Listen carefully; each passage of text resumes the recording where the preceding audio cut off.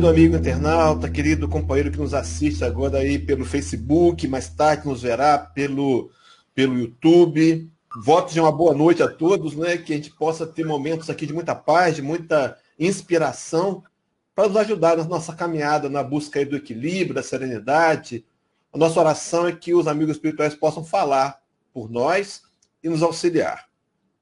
Bem-vindo, então, a essa live da Associação de Estudos Espíritas ali de Passanufo, aqui de Guarapari.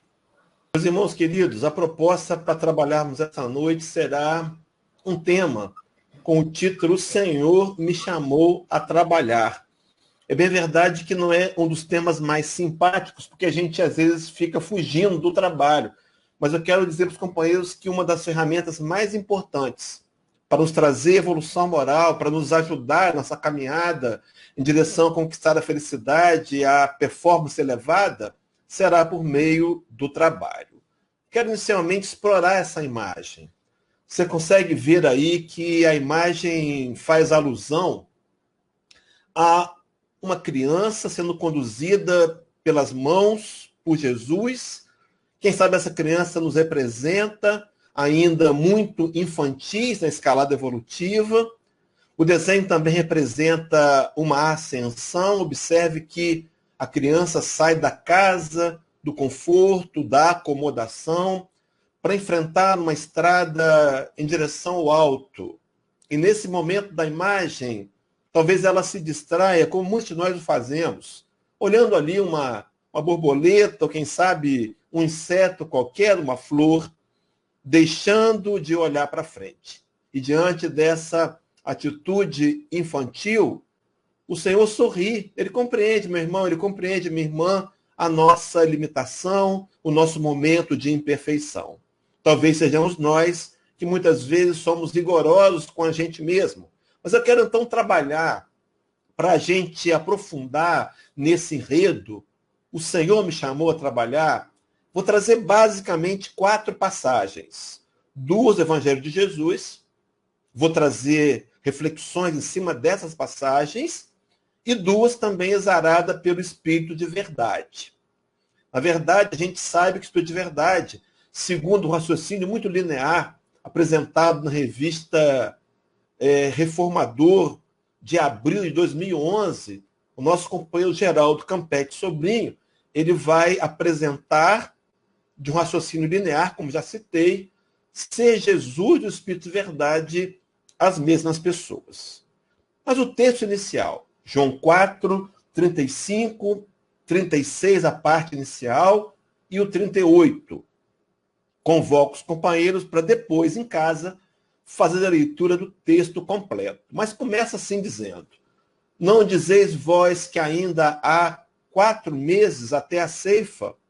E completa: eu, porém, vos digo, erguei os olhos e vede os campos, pois já branquejam para a ceifa.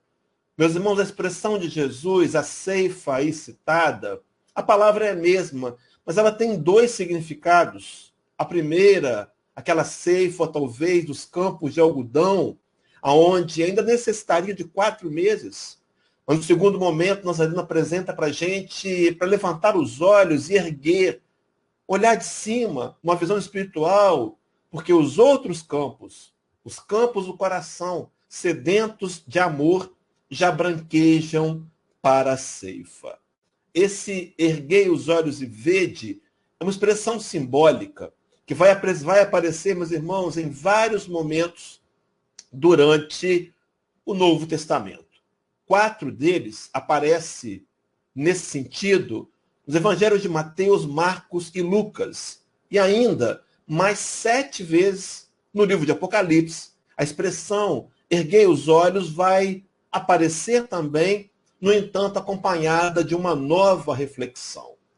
No Novo Testamento diz assim: quem tem ouvidos para ouvir, que ouça. Talvez seja o meigo Nazareno nos convidando, meus irmãos, a ouvir com o ouvido da espiritualidade.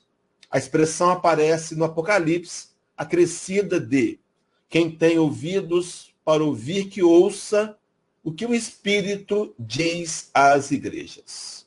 Uma menção a uma fala onde somos convidados a ouvir com os ouvidos espirituais. Vou acrescentar também os olhos de ver, claro, no momento oportuno, no próximo slide, mas ouvir o que o Espírito tem dito às igrejas. Meu irmão, minha irmã, nesse primeiro momento, primeira reflexão, será que temos ouvido o que os Espíritos nos têm dito? E esse ouvir não no sentido simples de escutar.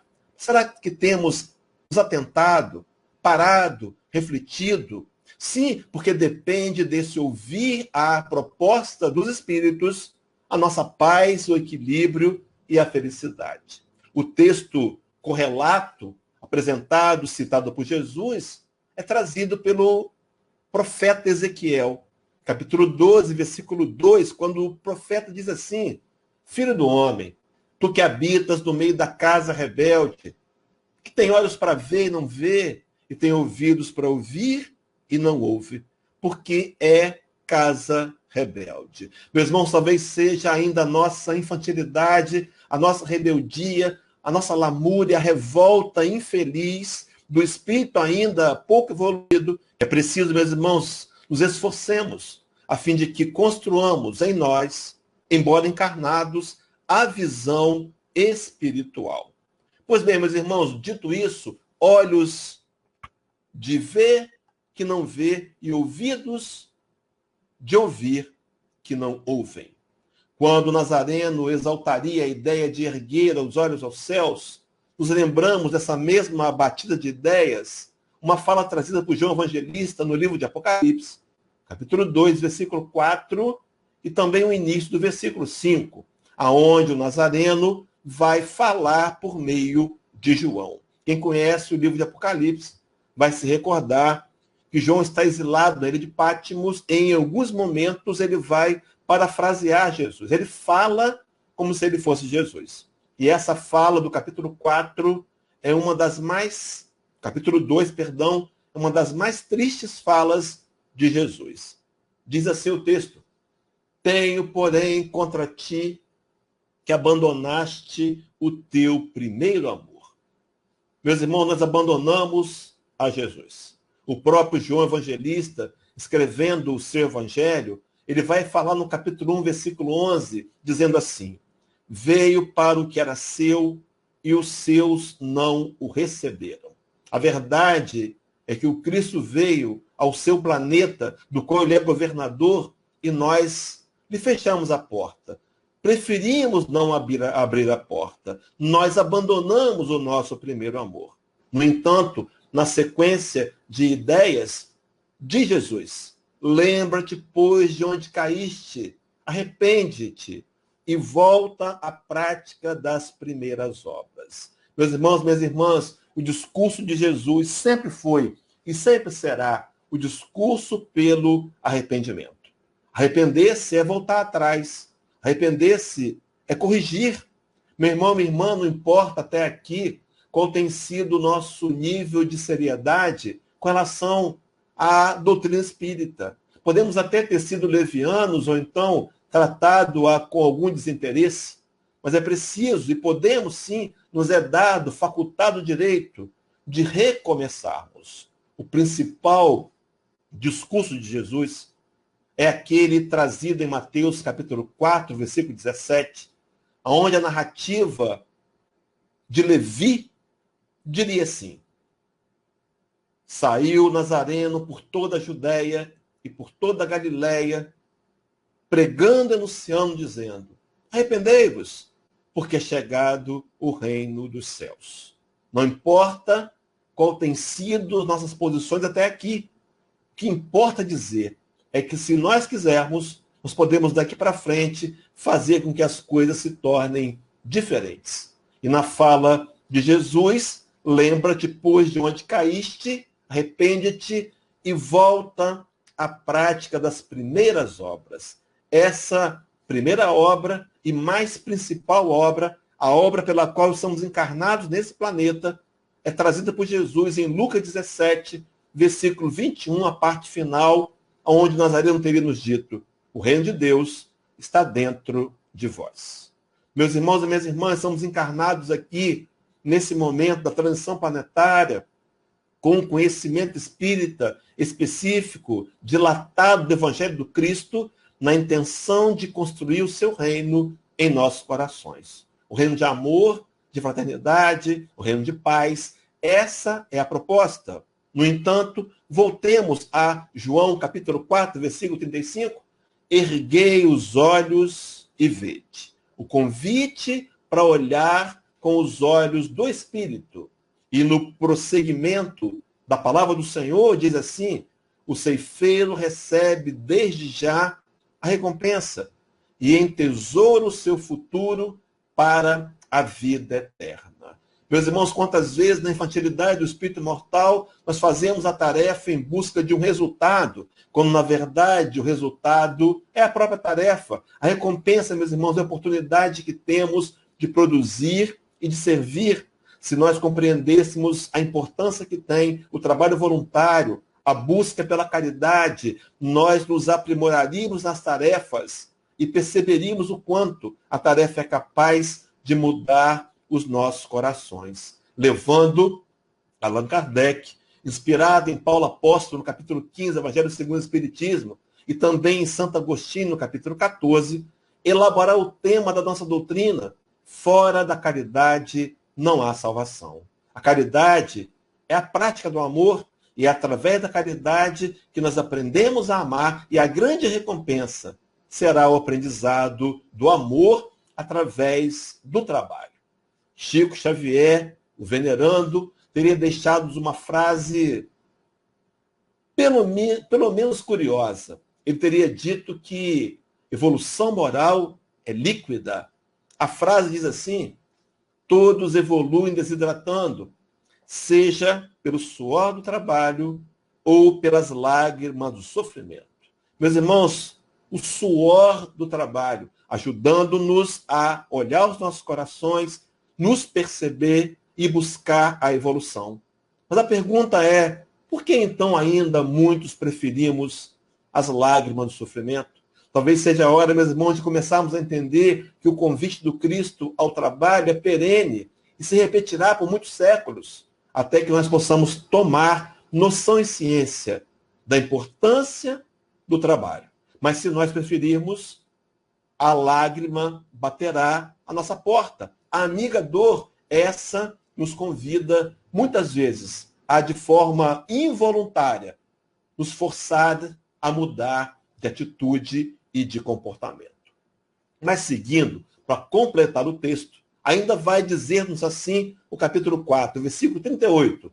Eu vos enviei para ceifar o que não semeastes. Outros trabalharam e vós entrastes no seu trabalho. Meus irmãos, é interessante aqui a gente pensar que o trabalho é um trabalho de grupo, de trabalho em equipe. Cada um de nós faz uma parte. Muitos que nos antecederam fizeram também a sua parte. É claro que muitos enfrentaram mais desafios do que nós temos hoje.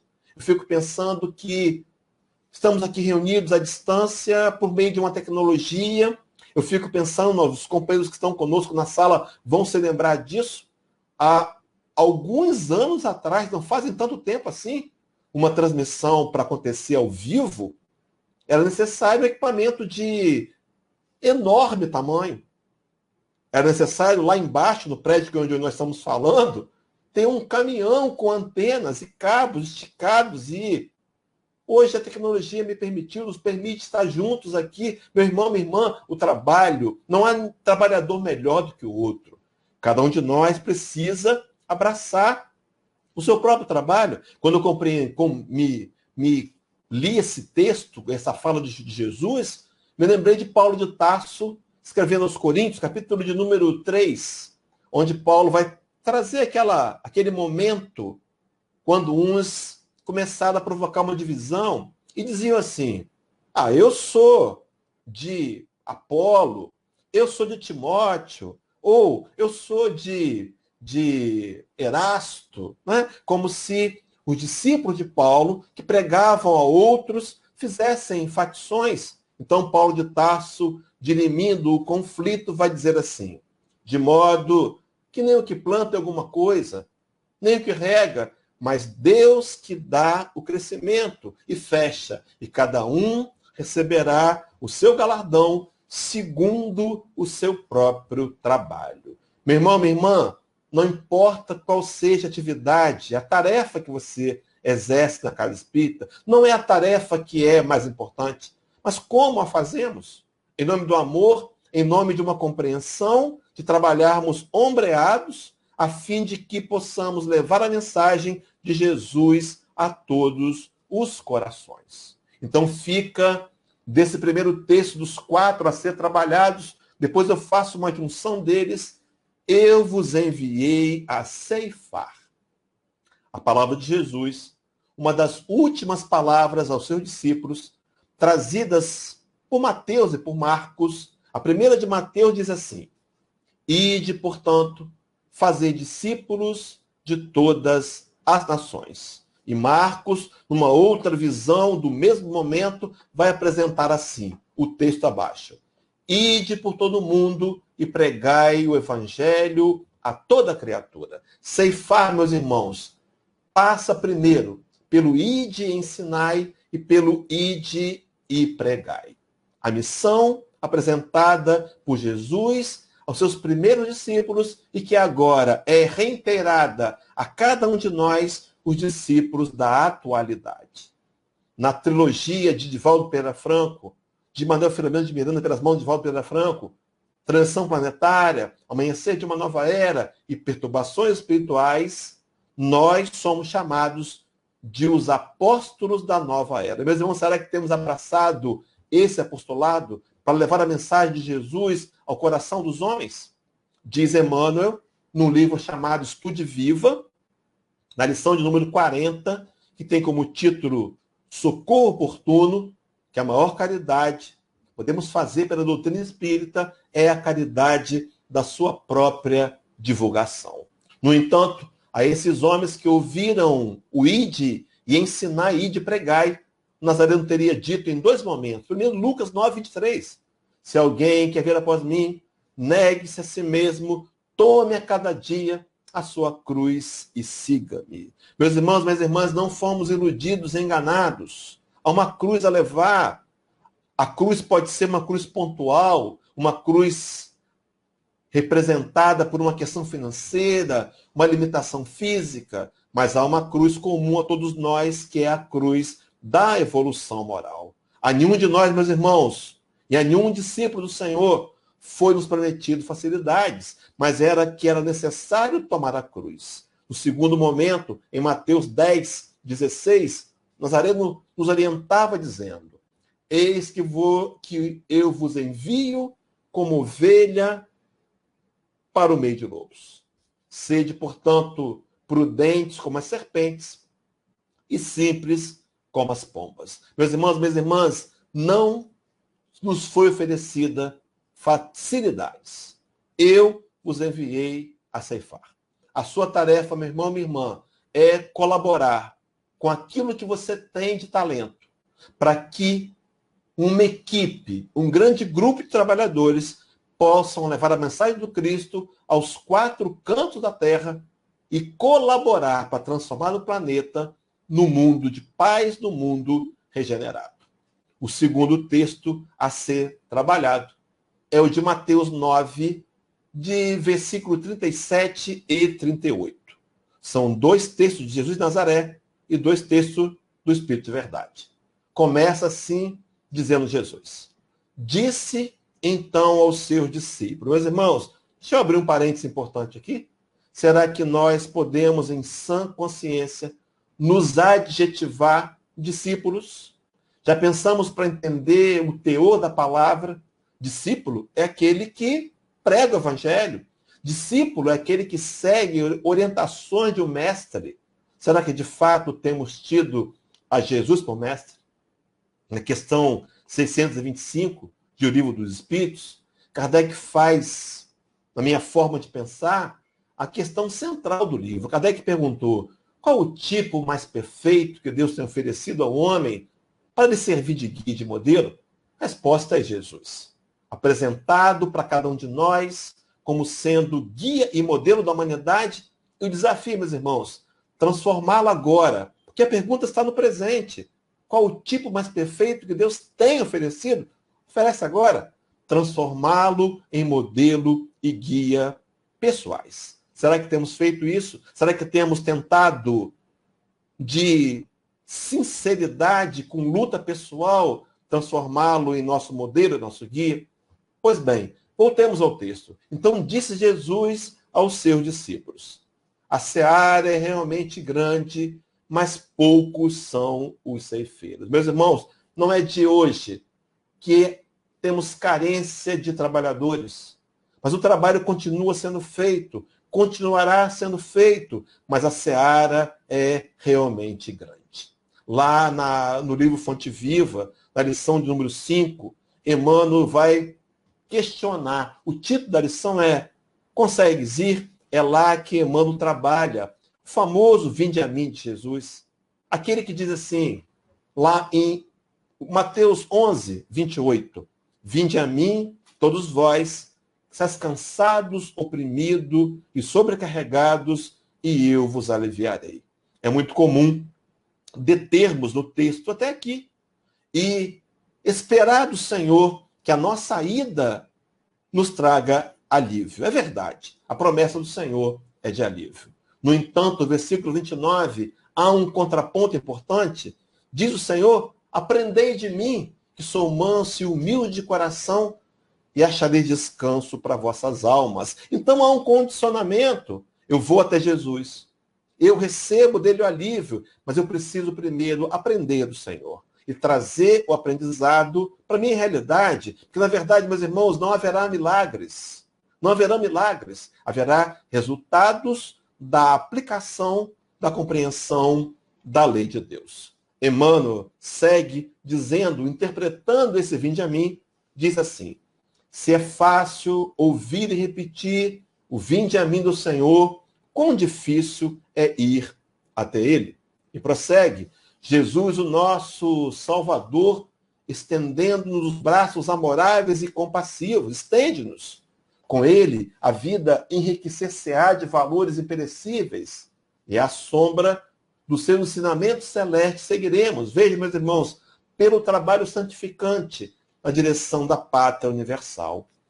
Todos os crentes registram-lhe o apelo consolador, mas raros se revelam suficientemente valorosos na fé para lhe buscarem a companhia.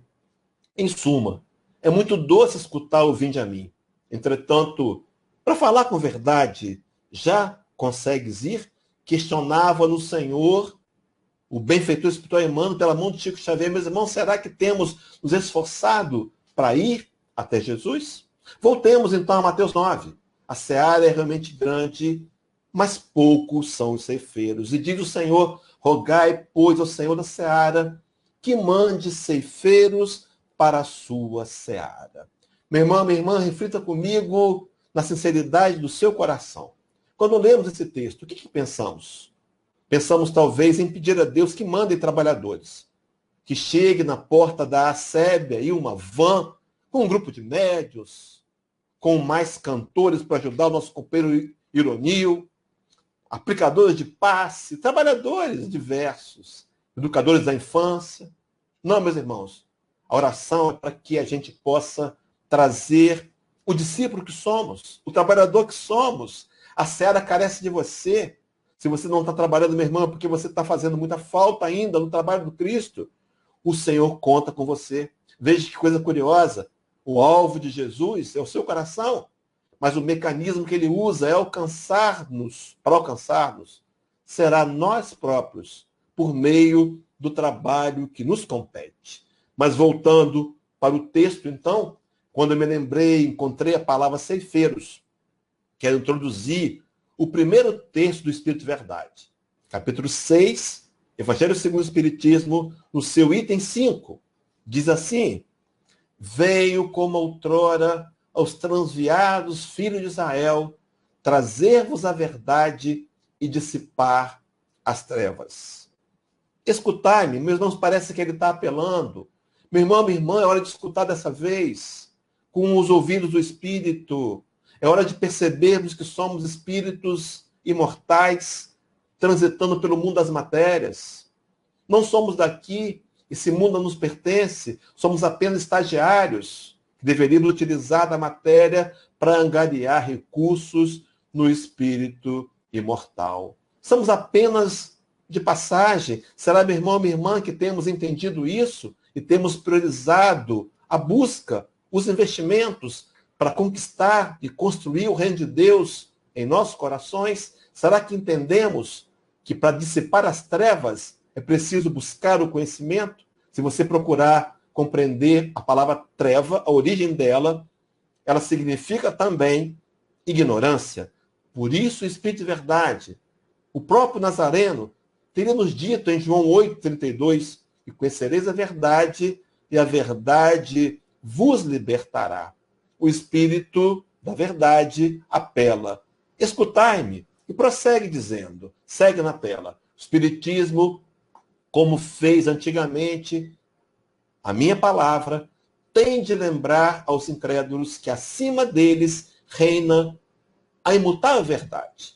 O Deus bom, o Deus grande, que faz germinem as plantas e se levantem as ondas. Um dos desafios maiores da doutrina espírita é desfazer aquela ideia construída de um Deus punitivo, de um Deus carrasco, desfazer a ideia do inferno, da condenação eterna, porque todos nós, meus irmãos, estamos diante de um Deus que é, acima de tudo, amoroso, que ama a cada um de nós, que nos entende as limitações, as fraquezas e busca-nos reerguer-nos da ignorância para caminharmos em direção à conquista da felicidade e da plena paz. Mas prossegue o Espírito de Verdade dizendo, revelei a doutrina divinal.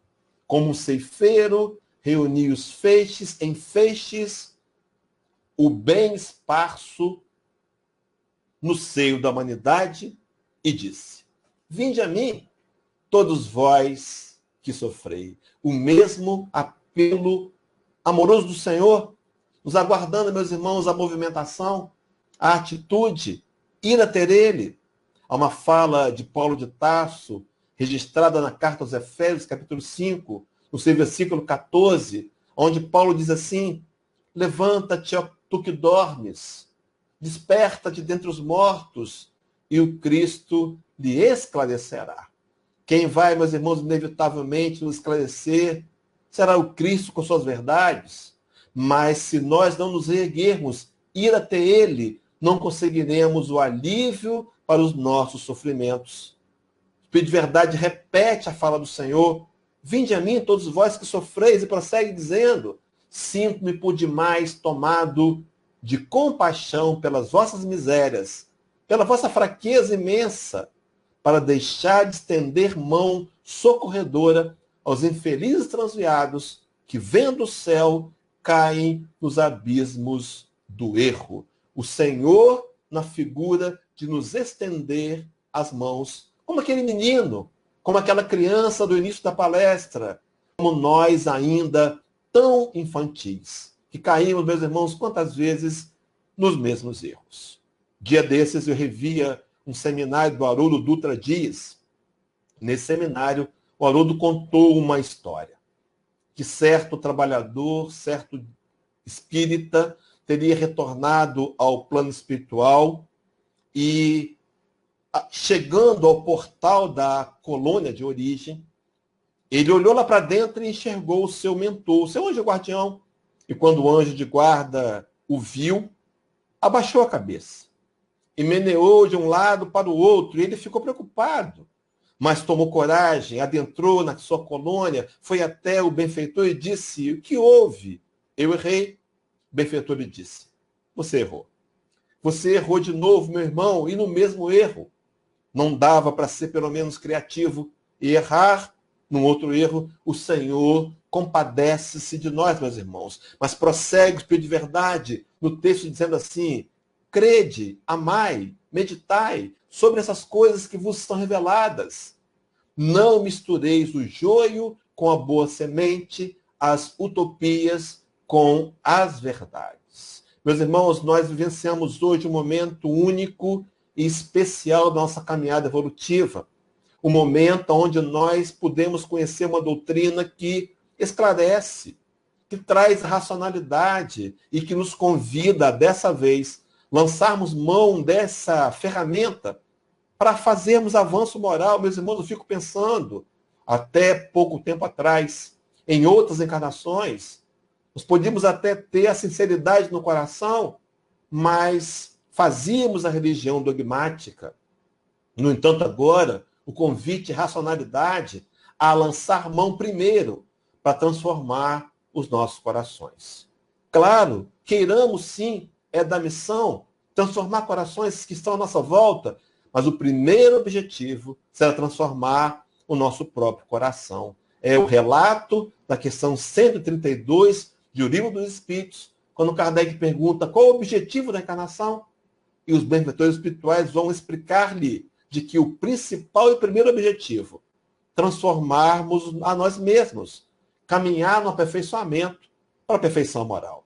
Mas há um segundo, diz o texto, visa ainda outro fim, a encarnação, o de pôr o espírito em condições de cumprir com a parte que lhe toca na obra da criação. Mecanismo divino e perfeito. Meus irmãos, só podemos vencer o egoísmo e o orgulho e a vaidade quando focarmos voluntariamente em ajudar e socorrer os que estão à nossa volta. Mas seguindo, meus irmãos, e avançando nesse texto, voltando lá, eu me lembrei de Tiago, aquele apóstolo de Jesus que ficou em Jerusalém. Escreveu uma carta à igreja de Jerusalém. Capítulo 1, versículo 22, diz assim: E sede cumpridores da palavra, e não somente ouvintes, enganando-vos com falsos discursos. Meu irmão, minha irmã, eu fico pensando comigo que durante muitos séculos nós fomos muito bons religiosos, mas não permitimos que a religião nos espiritualizasse. A proposta espírita, baseada na fala de Tiago, é que dessa vez sejamos cumpridores e não tão somente ouvintes. Ele vai dizer, enganando-vos com falsos discursos. Mas que discursos são esses? Poderíamos aqui, meus irmãos, devagar por horas. Mas eu quero me deter com relação à questão ao trabalho. 2 discursos falsos. Primeiro, o da incapacidade, e o segundo, o discurso do fracasso. O da incapacidade é vencido quando aprendemos a lição do livro Evangelho segundo o Espiritismo, capítulo 14, item 9, que diz assim: Deus não dá prova superior às forças daquele que a pede, só permite as que podem ser cumpridas.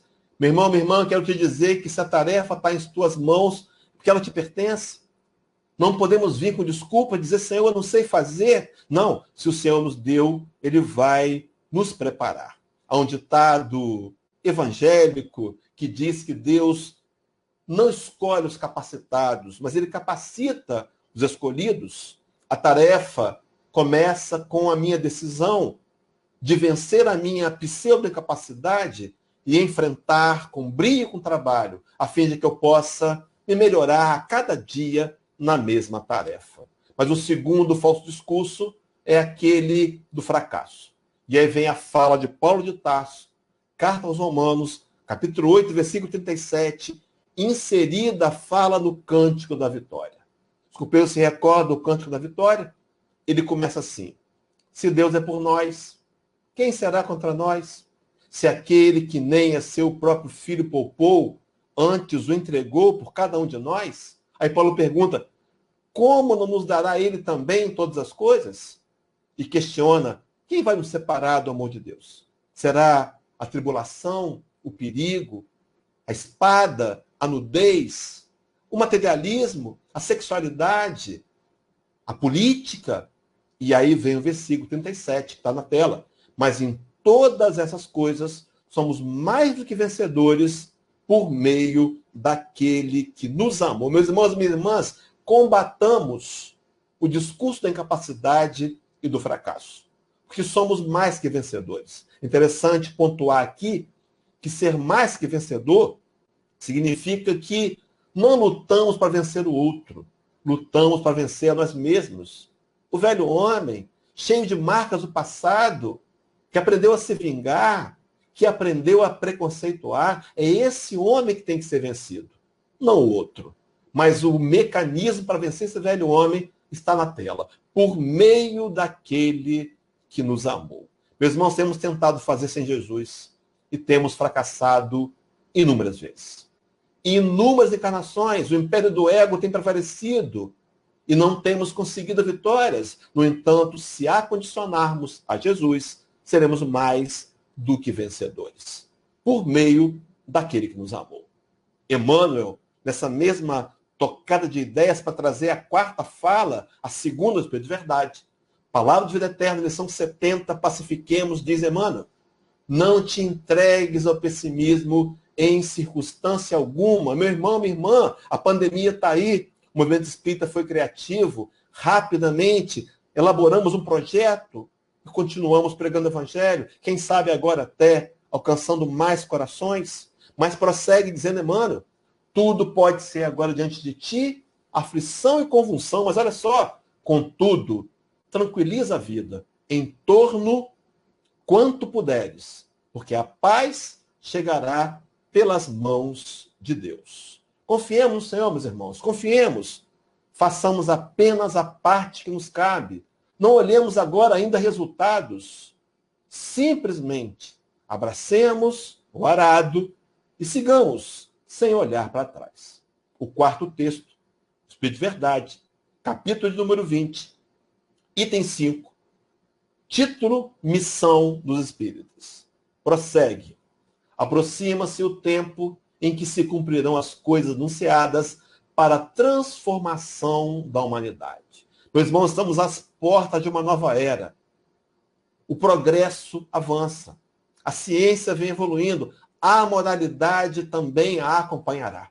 Mas prossegue o Espírito de Verdade dizendo, ditosos serão os que houverem trabalhado no campo do Senhor. Meus irmãos, o campo do Senhor é o coração dos homens.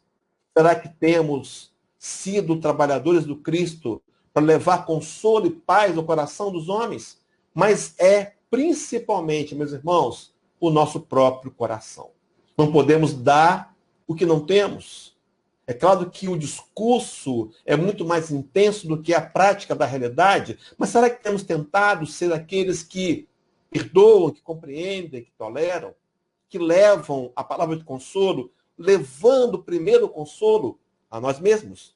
Pois bem, ditosos que serão os que serão os que houverem trabalhado no campo do Senhor, e diz assim, com desinteresse e sem outro móvel, senão a caridade.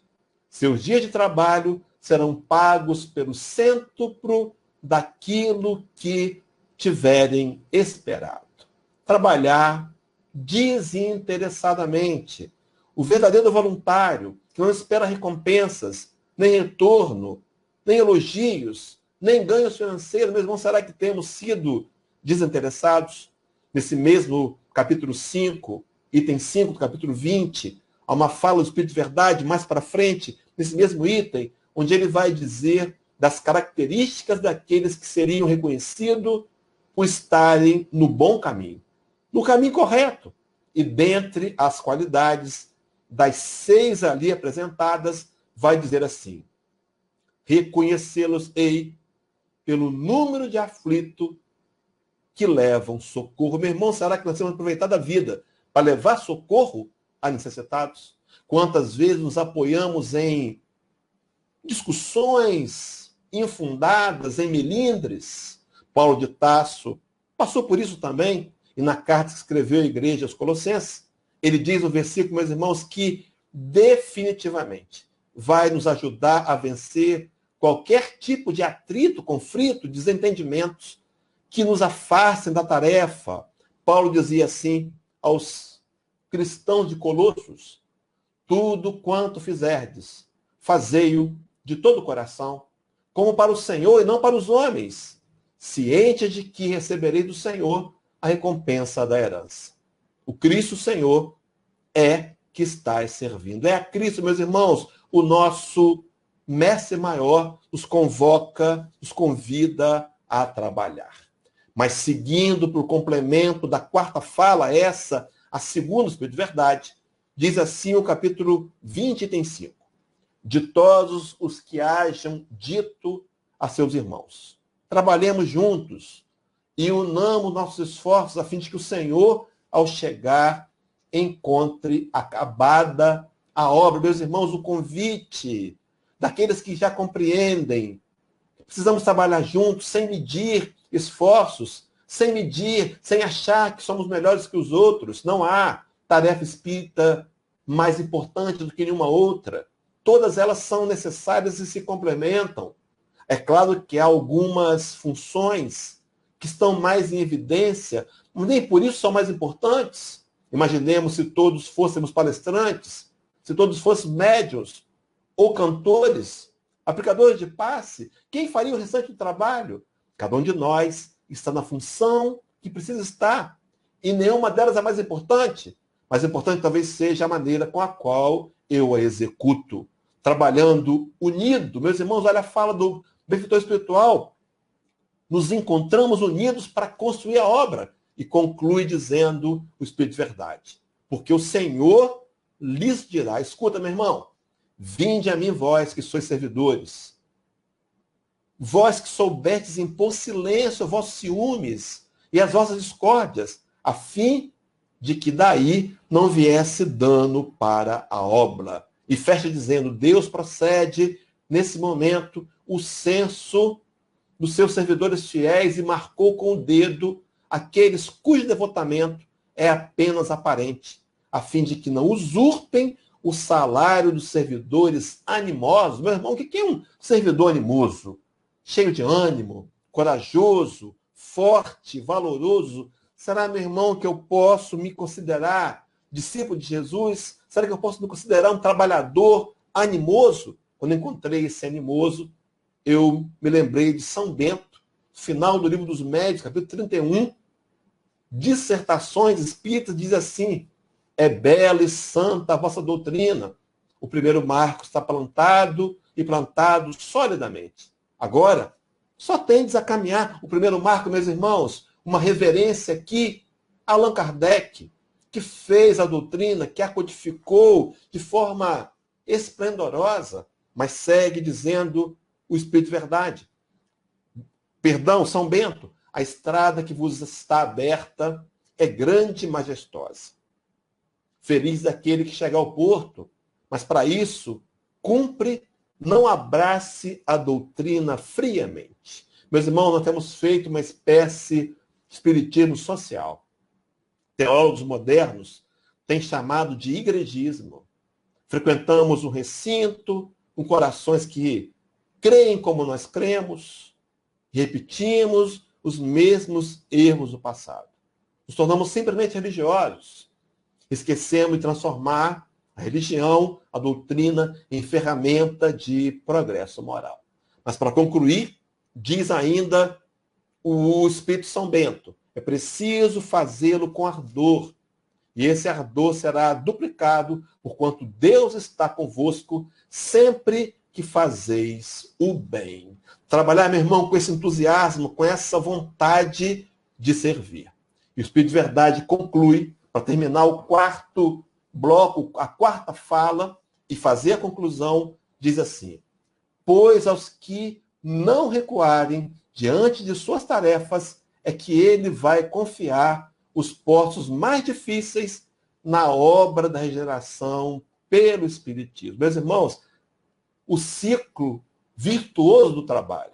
Começamos um trabalho no bem, nos aprimoramos nele, desenvolvemos competências. Sabe o que acontece?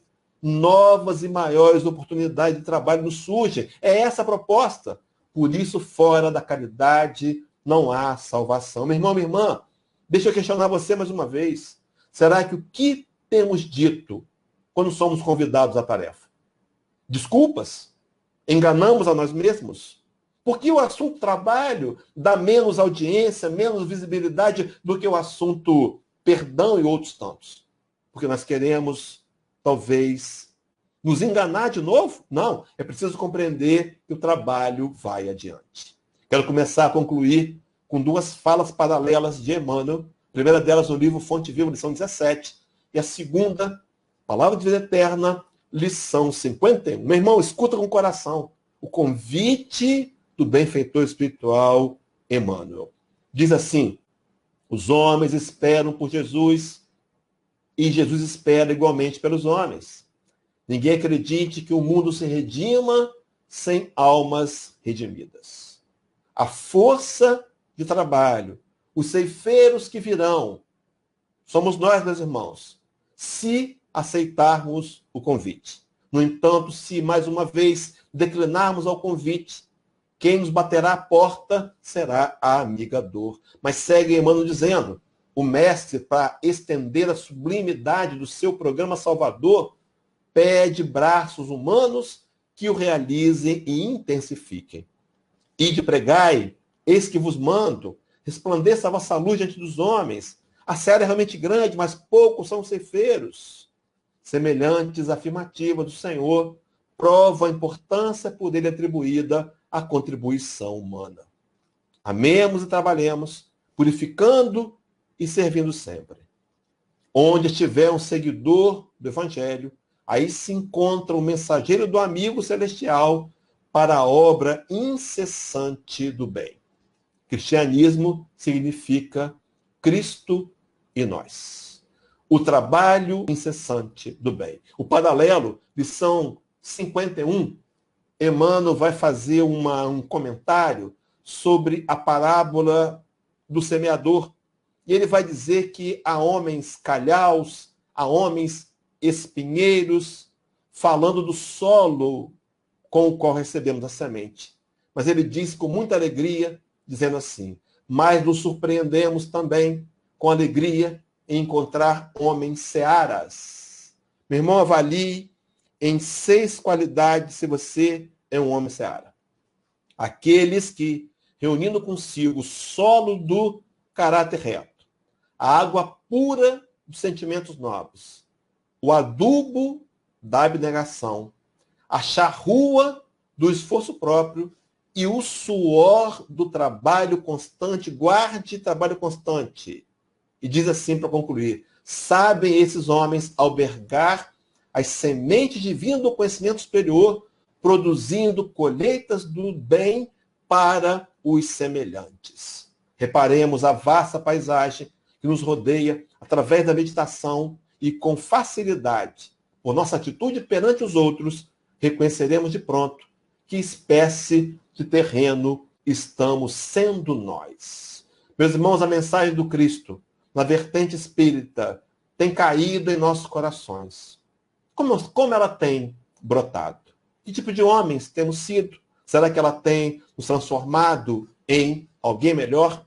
Eu pedi para a gente guardar o trabalho constante, que quero linkar com seu Jerônimo Ribeiro, um dos precursores do espiritismo no Brasil, com certeza o primeiro nome importante do Espírito Santo.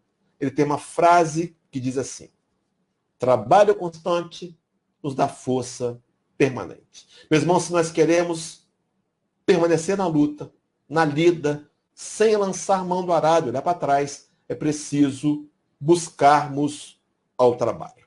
Para concluir, o Senhor me chamou a trabalhar. Na verdade, o Senhor me chama a trabalhar. Na verdade, ainda, meus irmãos, o Senhor me convoca a trabalhar. E diante da convocação, estende suas mãos e nos olha, esperando, dessa vez, que o nosso posicionamento não seja mais a traição, não seja mais o engano e a mentira, mas que estendamos as mãos ao alcance das suas e digamos ao mestre amigo: Senhor, eis-me aqui, usa-me na tua tarefa, e que eu possa receber a tua condução, ser levado por ti, que eu possa, na minha tarefa, procurar hoje tentar ser um pouco melhor do que eu fui ontem, na intenção maior de exaltar e de glorificar o teu santo nome. Meus irmãos, minhas irmãs, internautas queridos, amigos queridos da ACEB, saímos aqui renovando nossos votos, de nos tornarmos aqueles trabalhadores escassos, porque a seara, de fato, é realmente grande. O Senhor te convida e conta com você e conta comigo. Digamos ao Senhor: eu estou aqui, Senhor. Pode contar comigo dessa vez. Que Ele nos abençoe a todos, nos dê muita paz, nos ajude a sair daqui reflexivos. Será que temos sido, de fato, trabalhadores do Senhor? Muita paz, muita luz a todos nós, meus irmãos. Querido e amado Mestre Jesus, nós agradecemos por estarmos aqui reunidos em seu nome, de podermos sentir as tuas energias nos envolverem, aquecendo os nossos corações. Sabemos, Jesus, que a sua aura envolve todo o nosso planeta, que o Senhor conhece a cada um de nós pelo nome, que nos sustenta nesta caminhada evolutiva, que possamos agora caminhar em vossa direção, trabalhando na sua seara, transformando os nossos sentimentos em sentimentos de amor, de fraternidade, de solidariedade, compreensão, respeito para com o nosso semelhante. Que possamos, Senhor, neste momento, sentir os amigos espirituais nos envolvendo, trabalhando os nossos órgãos necessitados, o corpo físico, de cura, de melhoria espiritual, transformando, Senhor, os nossos pensamentos, esta mudança de hábito para leituras mais santificantes, pensamentos mais elevados, e assim estaremos fazendo a nossa transformação, a nossa melhoria espiritual. E agora vamos concluir o nosso passe através da música. Sinto mãos pairando sobre mim, vou orar ao meu anjo guardião, elevar o meu padrão até o céu, tomar o passe, a doce imposição, concentrando, transfundindo, dispersando, refluindo, tudo com a divina força da boa vontade. Vou manter o pensamento em Deus, nos sentimentos de Jesus, elevar os sentimentos meus, receber das esferas de luz, energia de restauração, fluidos cósmicos de libertação. Para conservar esse ambiente, o pensamento é tudo. Orar, estar em boa sintonia, servir com muita paz e alegria, doar sempre o melhor de mim pro outro, sorrir, às vezes muito é dar tão pouco, tomar o passe com fé e humildade, pedir por espiritualidade, orar, agradecer pelo auxílio, seguir amando a Deus, pois somos seus filhos.